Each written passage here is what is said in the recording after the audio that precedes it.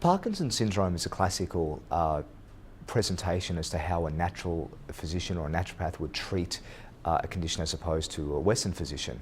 So in natural medicine, we prefer to not try and treat and cure any illness or disease. In fact, we don't even sometimes look at it like we're trying to treat or even cure that disease.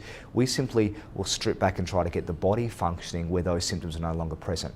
Something like Parkinson's, which is a neurological presentation, most natural health practitioners would tend to, in conjunction with the Western GP, bring in remedies that have traditionally been used to strengthen the nervous system, even perhaps strengthen the cognitive and the function of the cranium and the brain. And Parkinson's is an involuntary firing of the muscular system, and it may be accompanied with a tremor, it may be accompanied with a stutter and things like that. But a natural therapist will do things like take into account the musculoskeletal system, how the musculoskeletal system is firing. We'll even take into account brainstem function.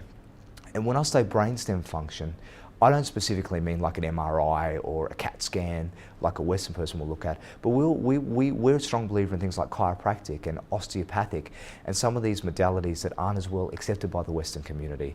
And these are things like the alignment of the spine, the alignment of the cranial bones, the alignment of how the muscles are firing. Has there been any trauma, an accident, a fall, has someone been struck? We'll even take into account things like airways and how are people breathing and how is that affecting the head and neck posture. And not only that, we will try and provide remedies to feed the nervous system, feed the cranium and the surrounding things in general, rather than just trying to give a solution that may just mask the symptoms but make them worse long term.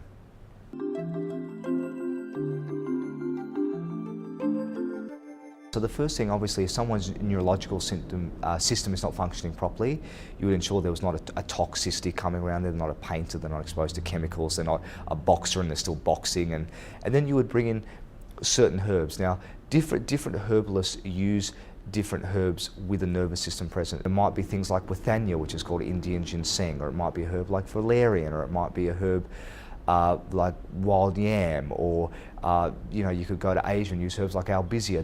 There's a variety of herbs that different natural practitioners would take depending on which country they live in. We would then look at structural support and making sure that the structure is addressed in general. Physiotherapists, chiropractors, osteopaths, dentists, see if you can release some of the things around the jaw.